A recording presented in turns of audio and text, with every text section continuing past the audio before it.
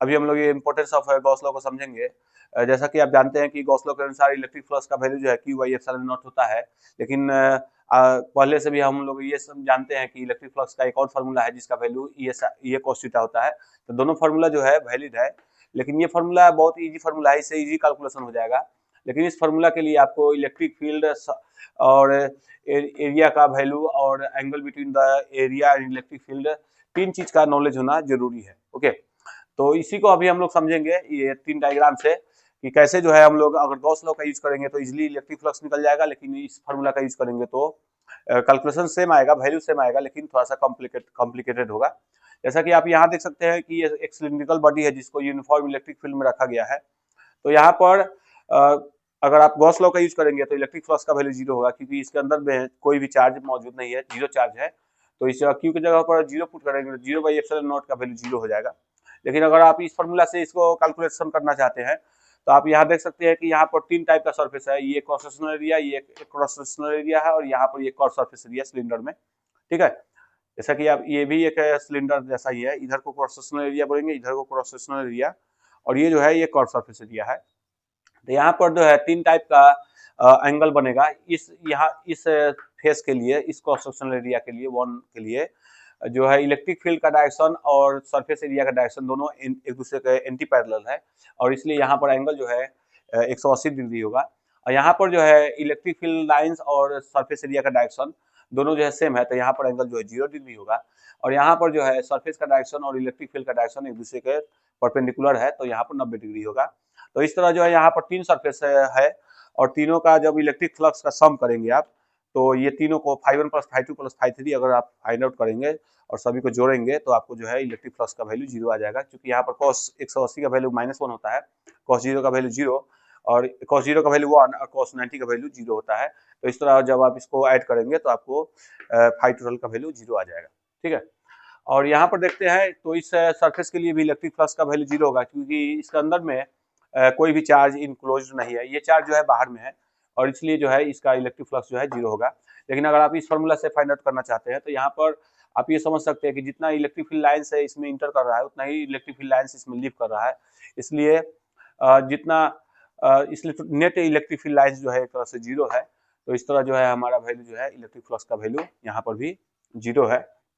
ठीक है, और यहाँ पर आप देख सकते हैं कि एक अदर एग्जांपल से मैं एक्सप्लेन कर रहा हूँ कि यहाँ पर दो टाइप का चार्ज है। यहाँ पर एक चार्ज जो है सरफेस के बाहर में है और एक चार्ज जो है सरफेस के अंदर में है। तो यहाँ पर इलेक्ट्रिक फ्लक्स का वैल्यू सिर्फ अंदर के चार्ज के कारण होगा। ठीक है, और इस तरह जो है हमारा इलेक्ट्रिक फ्लक्स का value Q2 by epsilon not होगा। अभी हम लोग एप्लीकेशन ऑफ गॉस लॉ को समझेंगे, और यहाँ पर हम लोग infinite long straight charge wire के कारण r डिस्टेंस पर इलेक्ट्रिक फील्ड के लिए एक हम लोग फार्मूला को प्राप्त करेंगे। और मान लेते हैं कि एक infinite long straight charge wire है और इसका लीनियर चार्ज डेंसिटी जो है लैम्डा है, और उस लैम्डा का वैल्यू Q/L है। ठीक है, तो L क्या है, तो यहाँ छोटा सा लेंथ हमने लिया है, यहाँ से यहाँ तक का लेंथ। ठीक है, और इस छोटे से लेंथ के कारण जो है हम लोग पहले फाइंड आउट करते हैं कि इलेक्ट्रिक फील्ड कितना होगा इस r डिस्टेंस पर। ठीक है, तो यहाँ पर से सभी जगह से r डिस्टेंस अगर हम लेंगे तो एक हमें ये मान लीजिए कि एक लॉन्ग स्ट्रेट वायर है, तो इस जगह से r डिस्टेंस पर चारों तरफ अगर लिया जाए तो हमें एक सिलेंडर ऑब्टेन होगा। ठीक है, तो ये जो है इसी को गॉसियन सरफेस बोलेंगे, मतलब infinite long straight charge wire के कारण जो गॉसियन सरफेस होता है वो सिलिंड्रिकल होता है, ये आप याद रखें।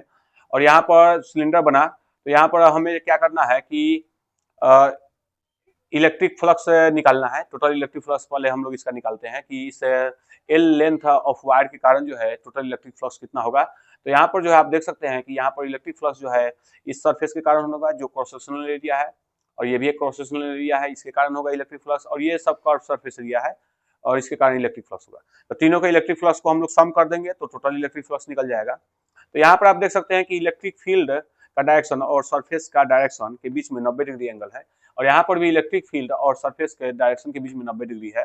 तो इस दोनों सरफेस के कारण जो है फ्लक्स का वैल्यू 0 होगा, क्योंकि हम लोग जानते हैं कि फ्लक्स का फॉर्मूला ES cos थीटा होता है। तो यहाँ पर चूंकि थीटा जब 90 डिग्री जब पुट करेंगे तो cos 90 का वैल्यू 0 हो जाएगा, तो इसलिए इसका वैल्यू, इसका φ1 का वैल्यू और φ2 का वैल्यू ये दोनों जो है 0 हो जाएगा। ठीक है, जो भी इलेक्ट्रिक फ्लक्स होगा इसी कर्व सरफेस एरिया के कारण होगा। ठीक है, तो इस कर्व सरफेस एरिया के कारण कितना इलेक्ट्रिक फ्लक्स होगा, तो इसके लिए भी यही फॉर्मूला ES cos थीटा। तो E की जगह पर E लेकिन यहाँ एस के जगह पर जो है कर्व सरफेस एरिया का फॉर्मूला हम लोग जानते हैं कि सिलेंडर का होता है 2πr(h) और यहाँ पर एच के जगह पर यहाँ एल लिख देंगे, तो इस तरह से हमारा फॉर्मूला हो जाएगा 2πrl और एंगल जो है cos 0 होगा, क्योंकि यहाँ पर सरफेस का डायरेक्शन और इलेक्ट्रिक फील्ड का डायरेक्शन दोनों सेम है, ठीक है। और इस तरह हमारा फाई टोटल निकल गया E × 2πrl, ओके।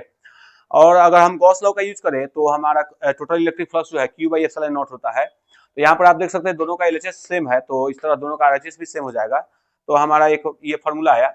अब इसको जो है 2πrl को हमने RHS में ले आ दिया, ठीक है। तो हमारा फॉर्मूला हो गया 1/2πε0 और इस Q के जगह पर हमने लैम्डा L लिख दिया, लैम्डा L बाई ये R, ठीक है।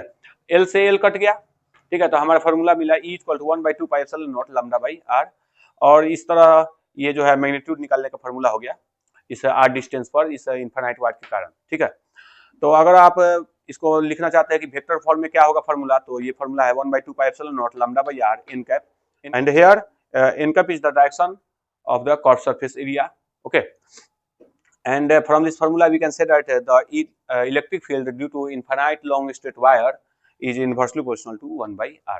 तो अभी हम लोग एप्लीकेशन ऑफ गॉस लॉ में uniformly charged infinite plane sheet के कारण जो है इलेक्ट्रिक फील्ड का एक फार्मूला को ऑब्टेन करेंगे। तो पहले हम लोग समझ लेते हैं, मान लेते हैं कि एक इनफाइनाइट प्लेन शीट चार्ज है जिसके स्मॉल एरिया के कारण जो है हम लोग पहले इलेक्ट्रिक फ्लक्स निकालेंगे, ठीक है।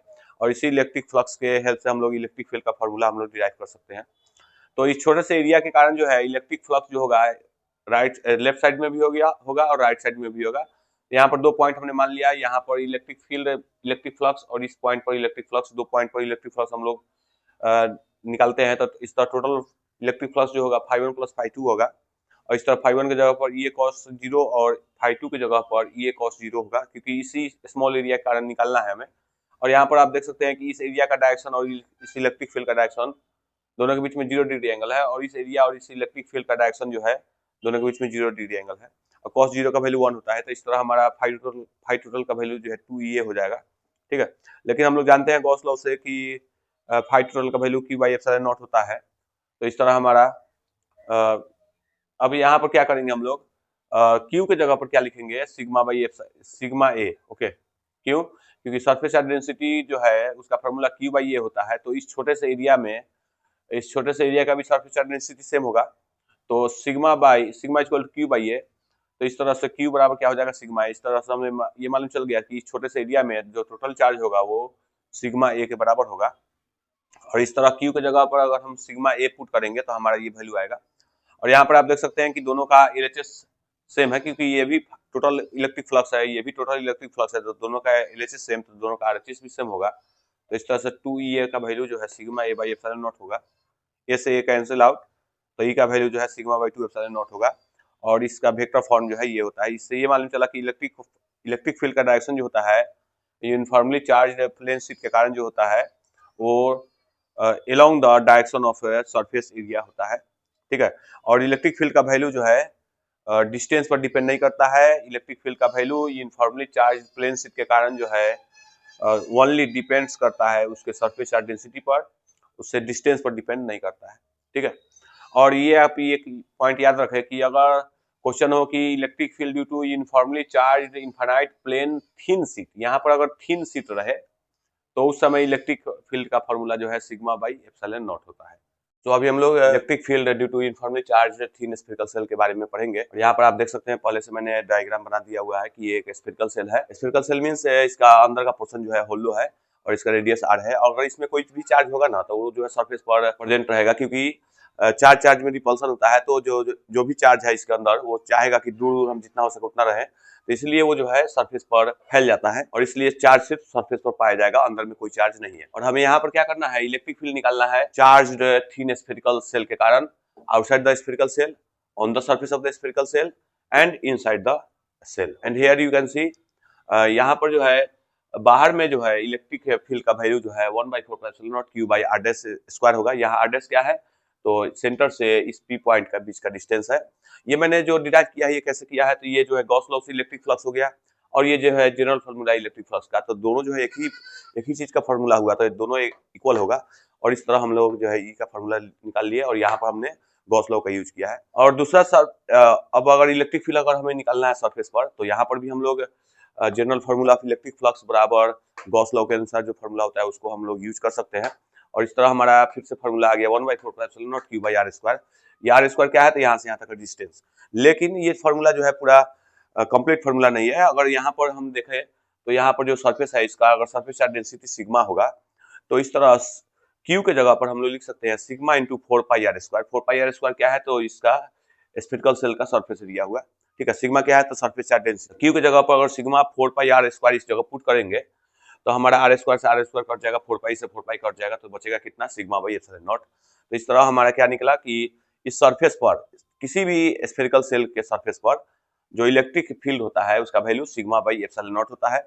और इस तरह हमें ये मालूम चला कि कोई भी स्फेरिकल सेल पर के सरफेस पर जो इलेक्ट्रिक फील्ड होता है उसके रेडियस पर डिपेंड नहीं करता है, बल्कि उसके सिर्फ चार्ज डेंसिटी पर, सरफेस चार्ज डेंसिटी पर डिपेंड करता है। और अगर field inside the spherical cell निकालना होगा तो उसका वैल्यू 0 होगा, क्योंकि इसके अंदर में कोई भी चार्ज मौजूद नहीं है। और इस गॉसियन सरफेस के लिए, जो छोटा सा गॉसियन सरफेस है, इसके लिए अगर हम गॉस लॉ का यूज करेंगे, इस टाइप से हम लोग फार्मूला अगर यूज करेंगे, तो यहाँ पर E इंटू 4πr², ये छोटा आर है तो छोटा r² रहेगा। लेकिन यहाँ पर Q की जगह पर क्या रहेगा, 0। तो 0 रहेगा तो 0 बाई एप्सिलॉन नॉट 0 हो जाएगा। तो इस तरह E का वैल्यू भी 0 हो जाएगा। तो आप ये याद रखें कि अंदर में जो है इलेक्ट्रिक फील्ड का वैल्यू 0 होता है, सरफेस पर जो है सिग्मा बाई एप्सिलॉन नॉट होता है, और बाहर में जो है उसका वैल्यू जो है इतना है।